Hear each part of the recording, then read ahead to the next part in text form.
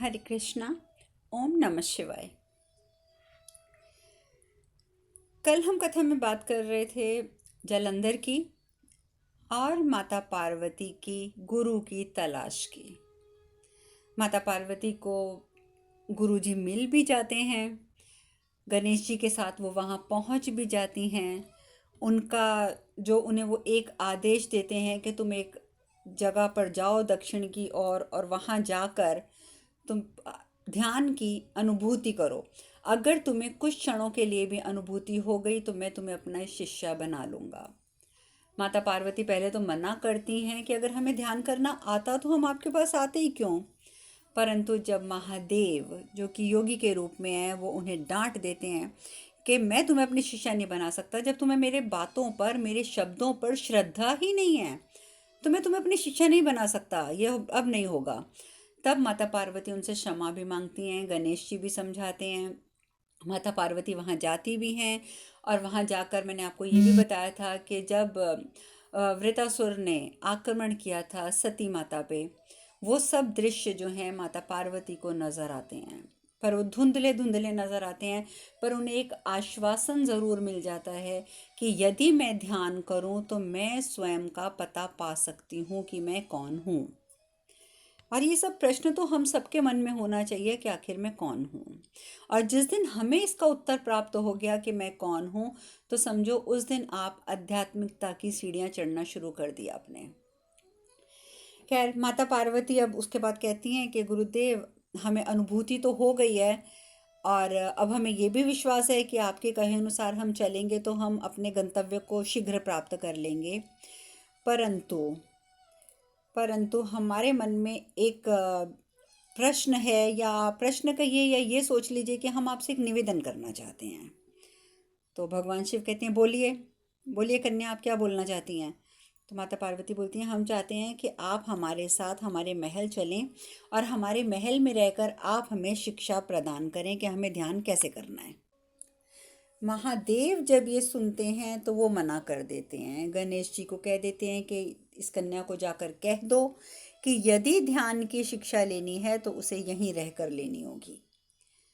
तो अब गणेश जी जो हैं वो जाकर कह देते हैं कि देखिए माता, गुरुजी तो किसी भी भवन में नहीं जाते हैं तो इसलिए आपको यहाँ रहना होगा। तो माता पार्वती बोलती हैं बालयोगी गणेश, आप ये कैसी बातें कर रहे हैं, ये कैसे संभव है। हम एक राजकुमारी हैं, हम इस वन में कैसे रह सकते हैं। अब बात तो सही होती है कि वो एक राजकुमारी हैं, आज तक राजकुमारी की तरह राजमहल में रही हैं, और अकेले वन में कैसे रहें। अपनी तरफ से तो वो भी ठीक कह रही हैं, लेकिन ये बात सुनकर महादेव कहते हैं कि इतना याद रखना कन्या, प्यासा कुएं के पास आता है, कुआं प्यासे के पास नहीं आता है। इस बात को तुम्हें भूलना नहीं चाहिए। अब इस बात का माता पार्वती आखिर क्या जवाब दें, क्या जवाब दें वो इस बात का। अब गणेश जी मन ही मन, उनको गुस्सा भी चढ़ रहा होता है अपने पिताजी के ऊपर कि मुझे तो समझ नहीं आता कि आपकी योजना का रहस्य क्या है। जब हमने योजना बनाई थी, मन में वो सोचते हैं, तब तो पिताजी ने ये कहा था कि हम महल जाके रहेंगे, और अब अचानक पिताजी मना क्यों कर रहे हैं, उन्हें कुछ समझ नहीं आता। उधर माता पार्वती कहती हैं बालयोगी गणेश सुनिए, आप सुनिए ना, हम स्त्री हैं, हम यहाँ कैसे रह सकते हैं, हमारा तो विवाह भी नहीं हुआ है, समाज क्या कहेगा, सोचो। तो अब गणेश जी को तो ये बात समझ आती है, महादेव के पास जाके बोलते हैं कि पिताजी, तो महादेव पहले ही सब समझ जाते हैं, तो उन्होंने तो सुन लिया कि माता पार्वती क्या कह रही हैं। तो धीरे से गणेश जी के कानों में धीरे से कहते हैं महादेव, गणेश, मैं उनके दृढ़ संकल्प की परीक्षा ले रहा हूँ। तो जब ये बात सुनते हैं गणेश जी तो उनको तसल्ली हो जाती है कि इसका मतलब हमारी जो योजना थी वो योजना वही रहेगी, ये तो सिर्फ परीक्षा ले रहे हैं। वो ना पास जाते हैं माता पार्वती के पास। माता पार्वती के पास जाकर बोलती हैं माता, आपको ना मैं एक बात धीरे से बता देता हूँ, सुनो। ये जो गुरुजी हैं ना, गुरुजी ये आपके दृढ़ संकल्प की परीक्षा ले रहे हैं। तो माता पार्वती बोलती हैं वो तो ठीक है, परंतु अब हम करें क्या। तो गणेश जी कहते हैं देखो माता, अगर आपकी जगह मैं होता ना तो मैं तो यहीं खड़ा रहता, यहीं खड़ा हो जाता और कहता है कि मैं तो तब तक यहीं खड़ा रहूँगा जब तक आप मानेंगे नहीं, जब तक गुरु जी का हृदय नहीं पिघल जाता मैं तो यहीं खड़ा रहता, ऐसे ही खड़ा रहता। माता पार्वती जब ये बात सुनती हैं तो वो खुश हो जाती हैं, कहती हैं उचित है बालियों की, उचित है, हम भी यही करेंगे। अब गणेश जी तो प्रसन्न हो जाते हैं कि चलो मैंने माता पार्वती को एक रास्ता तो बता दिया। अब माता पार्वती कहती हैं गुरुदेव देखिए, हमने आपके सामने निवेदन रखा है कि आप हमारे भवन में चलिए और हमें आप ज्ञान का शिक्षा दीजिए, और आप मना कर रहे हैं, परंतु हम इतना जानते हैं कि हम आपके बिना नहीं जाएंगे। अब आपको हमारे साथ भवन तो चलना पड़ेगा, और आप जब तक अब तैयार नहीं हो जाएंगे ना हमारे साथ भवन में चलने के लिए, तब तक हम यहीं खड़े रहकर आपकी प्रतीक्षा करेंगे। और ये हम आपसे वादा करते हैं, हम यहाँ से हिलेंगे नहीं जब तक कि आप हमारे साथ चलने को तैयार नहीं होगे। अब गणेश जी के कहने पर, उनकी बात करने पर माता पार्वती ने ये निर्णय ले लिया। आगे से महादेव क्या बोलते हैं, जैसी तुम्हारी इच्छा कन्या, किंतु तुम्हारी प्रतीक्षा जो है ना ये कभी पूर्ण नहीं होगी, क्योंकि मैं तुम्हारे साथ महल नहीं जाऊंगा। और ये कह के वो मुड़ जाते हैं। तो गणेश जी कहते हैं पिताजी आपने तो कहा था ना कि दृढ़ संकल्प के पर वो आपने परीक्षा लेनी है, अब माता खड़ी तो हो गई हैं, हो तो गया दृढ़ संकल्प, अब आप जा क्यों रहे हैं। शिव जी फिर गणेश जी को बोलते हैं, कहा ना चुपचाप मेरे पीछे चलो। तो अब गणेश जी पीछे पीछे चल तो पड़ते हैं, लेकिन मन ही मन अपने आप को कोसते हैं कि हे राम, हे भगवान, मैंने ये कैसा सुझाव दे दिया माता को। जंगल में अकेले माता कैसे खड़े रहेंगी यहाँ पे, और हम सब तो जा रहे हैं। अब उधर माता पार्वती जो है वो अकेले खड़ी रहती हैं। महादेव जाकर अपने कहीं दूर जाकर अपना आसन लगाकर बैठ जाते हैं, परंतु वो वहाँ से माता पार्वती को देखते रहते हैं कि अब माता पार्वती जो है वो लगातार खड़ी हैं। इधर गणेश जी वो चिंतित, भयानक चिंतन उनके मन ही मन में सोचे हैं कितना समय बीत गया है, माँ को तो कितनी पीड़ा हो रही होगी, और माँ की पीड़ा देखकर पिताजी कुछ कर क्यों नहीं रहे हैं, मुझे चल के बात करनी चाहिए पिताजी से। फिर पहुंच जाते हैं शिव जी के पास। पिताजी, माँ के पास तो बस अब 10 विद्याएं भी नहीं हैं, इस समय तो माँ केवल एक साधारण स्त्री है ना पिताजी, तो फिर आप उनकी इतनी कठिन परीक्षा क्यों ले रहे हैं, आप ऐसा क्यों कर रहे हैं पिताजी। आप जानते हैं कि माँ में इतनी शक्ति नहीं है इस समय, माँ एक साधारण स्त्री हैं। महादेव कहते हैं गणेश, मैं सब कुछ जानता हूँ पुत्र, मैं सब कुछ जानता हूँ, परंतु योग के मार्ग में विघ्न तत्व जो है वो उत्पन्न होना स्वाभाविक है। तुम्हारे मन में यही आ रहा है ना कि मैं माता, तुम्हारी माता के समक्ष विघ्न उत्पन्न कर रहा हूँ। तो गणेश जी सिर हिलाते हैं कि जी पिताजी। तो महादेव कहते हैं कि पुत्र, योग के रास्ते में तो विघ्न तत्व उत्पन्न होता ही होता है, किंतु सबसे बड़ा विघ्न तत्व होता है स्वयं शिष्य का अनुभव। अगर वो अनुभव नहीं ले पाता किसी भी चीज़ का, तो वो सबसे बड़ा विघ्न बनकर उसके रास्ते में रोड़ा अटका देता है। तुम अपनी माता को जो मैं कह रहा हूँ वो करने दो। इतना याद रखना गणेश, कठिनाइयों का सामना करते करते एक समय ऐसा आएगा जब तुम्हारी माता की सहन शक्ति एक सीमा पर पहुंच जाएगी, और उसके बाद ही वो अवस्था होती है जिसमें मनुष्य अपने आप से मुक्त होता है, अपने आप से मुक्त होता है। और मैं उसी क्षण की प्रतीक्षा कर रहा हूँ पुत्र, उसी क्षण की प्रतीक्षा। इतना याद रखना पुत्र कि जिस क्षण पार्वती अपनी शक्तियाँ व्यय कर देगी ना, यानी कि उनमें शक्तिहीनता आ जाएगी, उनकी पूरी शक्ति व्यय हो जाएगी, उसी क्षण पार्वती को मेरी शक्तियाँ प्राप्त होंगी। जब ये बात गणेश जी सुनते हैं तो उनको बहुत तसल्ली मिलती है कि महादेव, मेरे पिताजी सिर्फ एक परीक्षा ले रहे हैं, और अब तो महादेव ने अपने मुख से कह दिया कि जैसे ही पार्वती अपनी शक्तियों का क्षय कर देगी तो मैं अपनी शक्तियां उसे प्रदान करूंगा। उधर खड़े खड़े माता पार्वती को चक्कर आने लग जाते हैं। सारा दिन बीत जाता है, रात हो जाती है, चक्कर आने लग जाते हैं, रात भी बीतने को होती है।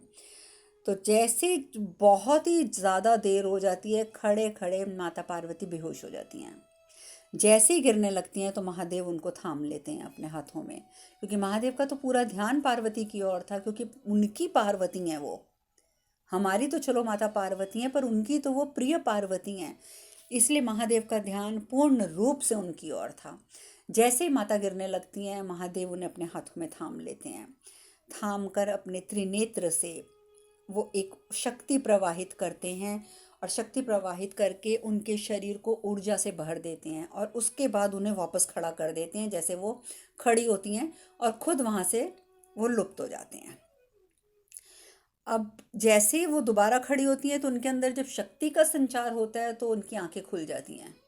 आंखें खोल के देखती हैं तो अरे वो तो सही खड़ी है। उन्हें ध्यान आता है कि मैं तो बेहोश होने वाली थी, पर उन्हें लगता है कि मैं तो ताकत भी है मुझ में और मैं बिल्कुल स्वस्थ हूँ और मैं बिल्कुल सीधी खड़ी हुई हूँ। वो बहुत उनको हैरानगी होती है और वो सामने देखती हैं कि गणेश जी खड़े हुए हैं और योगी खड़े हुए हैं, दोनों सामने खड़े हैं। गणेश जी बोलते हैं, माता आपके लिए शुभ समाचार है। आपके दृढ़ संकल्प से गुरुजी प्रसन्न हुए हैं और अब वो आपके साथ महल चलेंगे। लेकिन अभी नहीं चलेंगे माता, अभी आप अपने महल जाइए, वो कुछ समय के पश्चात आएंगे। परंतु माता आपको उनके स्वागत की तैयारी करनी है, तो इसलिए आप अभी प्रस्थान कीजिए ताकि उनके आने की आप तैयारी कर सकें, आपको समय मिल जाए। तो माता पार्वती कहती हैं, ये तो ठीक है गणेश जी, मैं चले जाती हूँ यहाँ से, परंतु कौन सा प्रबंध करना है मुझे, मुझे ये समझ नहीं आ रहा। गणेश जी कहते हैं, चिंता मत कीजिए माता, चिंता मत कीजिए। मैंने एक छोटी सी सूची तैयार करी है और उसमें मैंने सब कुछ लिख दिया है कि आपको महादेव के लिए क्या क्या तैयार करना है, इसलिए आपको चिंता करने की आवश्यकता नहीं है। और ये कह के वो अपने हाथ से एक सूची माता पार्वती के हाथ में पकड़ा देते हैं। माता पार्वती जब सूची खोलती हैं तो ये लंबी सूची उनके हाथ से नीचे तक बह जाती है। कागज़ इतना लंबा होता है, ढेरों सामान उसमें लिखा है। तो वो बड़े ध्यान से सूची को देखती हैं, इतनी लंबी सूची। तो गणेश जी बोलते हैं, माता सब हो जाएगा ना। माता पार्वती बोलती हैं, हाँ हाँ बालयोगी गणेश, अवश्य अवश्य। हम अभी राज भवन जाते हैं और अभी हम तैयारी में जुट जाते हैं। और इस प्रकार से वो महादेव के चरण स्पर्श करके उनसे आज्ञा लेती हैं। और महादेव, आप जानते हैं कि महादेव सबको एक ही आशीर्वाद देते हैं। जब वो प्रसन्न होते हैं तो हमेशा वो अपने शिष्य, अपने पुत्रों के हाथ पे, यहाँ तक कि अपनी धर्म पत्नी, अपनी अर्धांगिनी के सर पे हाथ रख कर भी वो सदैव एक ही आशीर्वाद देते हैं, कल्याण हो। और यही कल्याण हो का आशीर्वाद वो माता पार्वती को देते हैं। माता पार्वती वहाँ से भवन की ओर प्रस्थान करती हैं। अब जब वो प्रस्थान करती हैं तो अब उनको अकेले वापस जाना है। आते समय तो वो गणेश जी के साथ आई थी, परंतु अब उन्हें अकेले जाना है। परंतु उनके मन में एक निश्चिंतता है, एक निश्चिंतता है कि मुझे योगी जी का आशीर्वाद प्राप्त है, इसलिए मेरा अनिष्ट नहीं हो सकता। और देखिए, यही होती है श्रद्धा। जब हम भगवान को अपना कुछ भी, अपनी ज़िंदगी समर्पित कर देते हैं ना, तो फिर हम सदैव ये विश्वास रखते हैं, सदैव ये विश्वास रखते हैं कि भगवान को अब हमने सब कुछ समर्पित किया है, तो अब हमारी रक्षा भगवान करेंगे। इंसान दुखी सिर्फ तब होता है जब वो खुद को भगवान समझने लग जाता है। अब आप मेरी बात को गलत मत लेके जाइए। को खुद को भगवान समझने का मतलब मेरा ये है कि जब हम ये समझने लग जाते हैं कि हम इन परिस्थितियों को अपने नियंत्रण में कर लेंगे, हमें लगता है कि हम सभी परिस्थितियों के अपने नियंत्रण में कर लेंगे, हमें लगता है हम ये कर लेंगे, हम वो कर लेंगे, और जब वो चीज़ नहीं हो पाती है हम परेशान हो जाते हैं, हम लोगों को कोसने लग जाते हैं, भगवान को उल्टा सीधा करने लग जाते हैं। हमारे नियंत्रण में कुछ नहीं है, कुछ नहीं। जो कुछ हो रहा है वो जिसको प्री डिसाइडेड बोलते हैं, पूर्व निर्धारित, ये वही होता है, पूर्व निर्धारित होता है।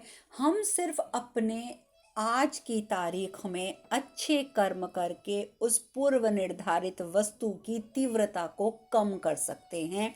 दैट्स इट, दैट्स इट, बस यही हमारे बस में है, इससे ज़्यादा हमारे बस में कुछ नहीं है। अभी मैं खैर यहाँ पे आप लोगों को डिस्टर्ब नहीं करना चाहती ये डिस्कस करके ये वाला टॉपिक छेड़कर, परंतु मैं शॉर्ट में बता देती हूँ कि आज भी जब लोग प्रश्न करते हैं कि हमारे पास पैसे की कमी है, हमारा बिजनेस नहीं चल रहा है, हमारी शादी नहीं चल रही है, वो आज तक नहीं समझ पाए कि हमें जो कुछ प्राप्त हो रहा है, जितना प्राप्त हो रहा है, वो हमारे कर्म अनुसार प्राप्त हो रहा है और उसकी तीव्रता को कम करने का एकमात्र उपाय है सत्कर्म। आप जितना ज़्यादा अच्छे कर्म करते रहेंगे, जितना ज़्यादा आप अपनी हर चीज़ भगवान को समर्पित करते रहेंगे, उतनी जल्दी आपके कर्म कटेंगे। और जितनी जल्दी आपके कर्म कटेंगे, आपकी जो आज की परिस्थिति है, यानी कि आपके पास आज पैसा नहीं है, आपके घर में सुख शांति नहीं है, आपके घर में लड़ाई झगड़े हैं, तो वो सब चीज़ें धीरे धीरे धीरे धीरे परिवर्तित हो जाएंगी। परंतु कैसे? सिर्फ भगवान को समर्पण और अच्छे कर्मों से। अगर आप सोचते हैं कि हम ये कर लेंगे तो वो हो जाएगा, ठीक है, टोटके होते हैं, बिल्कुल होते हैं, लेकिन टोटके भी तभी असर करते हैं जब हमारे कर्म अच्छे होते हैं। मैं आपको बोलूँ जाओ ये टोटका कर लो, आपको सक्सेस मिल जाएगी? नहीं, कभी नहीं मिलेगी जब तक आपके कर्म अच्छे नहीं होंगे। तो अब यही बात आ जाती है ना कि जो जब होना है तब होना ही होना है, उसको कम करना आपके हाथ में है। तो ये हमारा विषय अब बदल रहा है, तो इस विषय को हम यहीं बंद करते हैं, फिर किसी दिन चर्चा करेंगे, किसी दिन चर्चा करेंगे, किसी दिन चर्चा करेंगे। माता पार्वती तो प्रस्थान कर चुकी हैं अपने राजभवन के लिए। अब हम बात करते हैं जलंधर की। जलंधर की बात करते हैं। जब वो कुछ समय के पश्चात समुद्र से बाहर निकलता है, क्योंकि माँ ने कहा था कि तुम तब तक बाहर नहीं आओगे जब तक कि ये विपदा टल नहीं जाती, ये यहाँ से चले नहीं जाते देवता। तो इसलिए जलंधर छुपा रहा। और जब जलंधर बाहर निकलता है तो वो माँ को बोलता है, माँ मैं आ गया, आप अभी तक मेरा इंतज़ार यहाँ कर रही हैं। उठाने का प्रयत्न करता है, जब माँ नहीं उठती और जब वो बहुत हिलाता है और माँ गिरती है, तो वो क्या देखता है कि माँ की पीठ में तो खंजर लगा हुआ है। इंद्रदेव का वो शस्त्र उसकी माता की पीठ में धंसा हुआ था, धंसा हुआ था। वो जोर जोर से चिल्लाने लगता है, कोई है, कोई है, कोई है जो मेरी सहायता कर सके, कोई है जो मेरी सहायता कर सके। वहीं कुछ दूरी पर शुक्राचार्य जी ध्यान में मग्न होते हैं। अचानक वो जब ये आवाज़ सुनते हैं, ये क्रंदन सुनते हैं, तो उठ खड़े होते हैं। वो देखते हैं इधर उधर के कहाँ से ये आवाज़ आ रही है, वो आवाज़ की दिशा में चल पड़ते हैं। तो उतनी देर में जलंधर को एक टूटा हुआ, जैसे ठेला टाइप होता है ना, जैसे रथ टूटा हुआ कोई खड़ा होता है, उसको वो दिखता है। वो रथ खींच के थोड़ा आगे तक लेके जाता है, उसकी लकड़ी से उसको पकड़ कर खींच कर ले जाता है। वहाँ पर अपनी माता को वो उस रथ के अंदर बिठाता है और जैसे ही चलने लगता है, खींचने लगता है, तो उसको ध्यान में आता है कि पहले मैं माता का भाला तो निकाल दूं, भाला उसे तकलीफ दे रहा होगा। वो जो शस्त्र होता है इंद्रदेव का, माता की पीठ से बाहर निकाल देता है, लेकिन उसे अपने हाथ में पकड़े रखता है और वहां से वो चल पड़ता है। जैसे ही खींच कर ले जाने लगता है तो सामने शुक्राचार्य जी आ जाते हैं।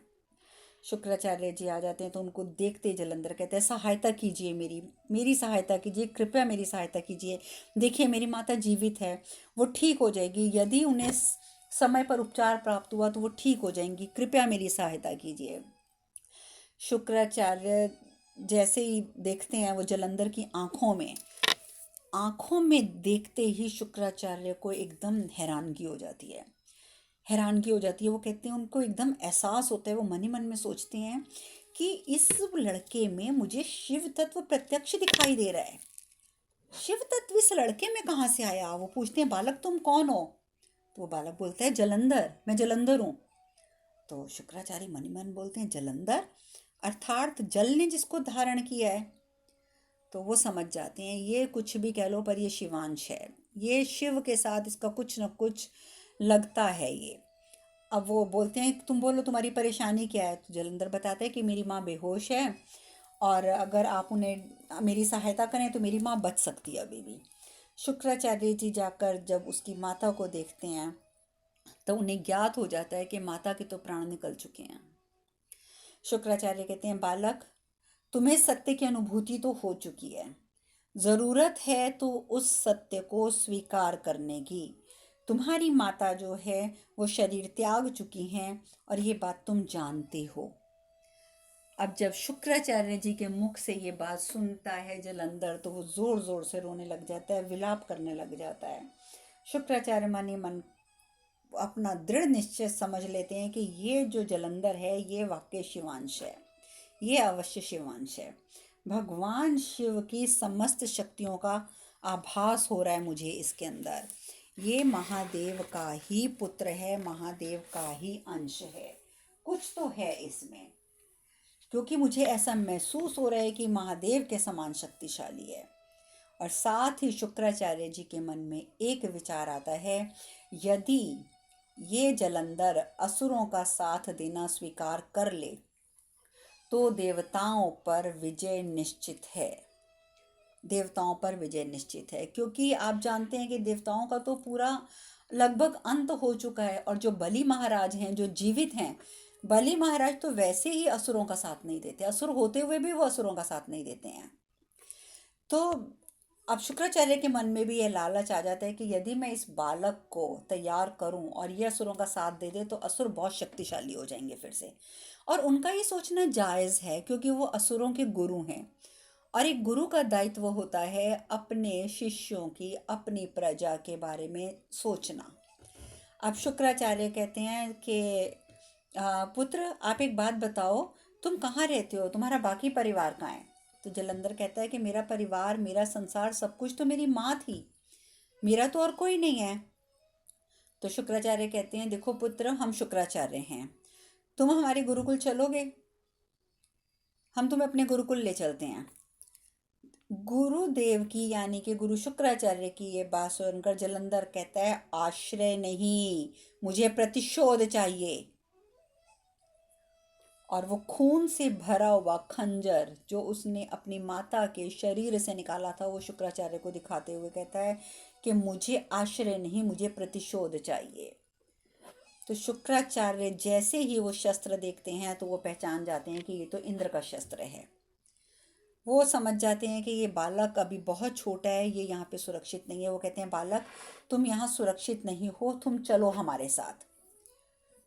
तो उतनी देर में इंद्रदेव दोबारा वहाँ आ जाते हैं, फिर से वो एक जो साधु से के वेश में वहाँ पहुँच जाते हैं। वो कहते हैं, मन ही मन में सोचते हैं इस बालक की हत्या तो अनिवार्य है। और शुक्राचार्य जी को वो देखते हैं तो शुक्राचार्य मन ही मन में कहते हैं कि मैं समझ तो गया था कि इंद्रदेव ने ही इसकी माता की हत्या करी है, और मैं ये भी जानता हूँ कि मेरे सामने जो खड़े हैं ये इंद्रदेव हैं। परंतु वो कहते हैं, मन में सोचते हैं कि मैं जलंधर को ये सत्य अभी नहीं बता सकता कि उसकी माँ की हत्या इंद्र ने करी है, क्योंकि इस सत्य से अवगत कराने से पहले मुझे जलंधर को इंद्र की हत्या के करने लायक शक्तिशाली बनाना होगा। जब तक वो शक्तिशाली नहीं बनेगा तब तक इसे ये सत्य बताने का कोई फायदा नहीं है। तो वो जो साधु के वेश में इंद्रदेव होते हैं ना, वो अपने असली रूप में आ जाते हैं। असली रूप में आकर बोलते हैं, देखिए शुक्राचार्य जी, इस बालक की हत्या तो निश्चित है। तो शुक्राचार्य कहते हैं, जब तक हम जीवित हैं ना, इस बालक को कोई क्षति नहीं पहुंचा सकता। तो इंद्रदेव कहते हैं, हट जाओ शुक्राचार्य यहाँ से, अन्यथा परिणाम बहुत बुरा होगा, बहुत बुरा होगा। शुक्राचार्य कहते हैं कि मूर्खों की जैसी बातें मत करो, मैं तुम्हारा नाम नहीं लेना चाहता इस बालक के सामने। मूर्खों जैसी बालक मत करो। ये तुम भी जानते हो कि हम, यदि हम और तुम, हम दोनों यानी कि अगर युद्ध करेंगे तो फिर उसका परिणाम क्या होगा और वो किसके लिए विनाशकारी होगा, ये आप भली भांति जानते हैं।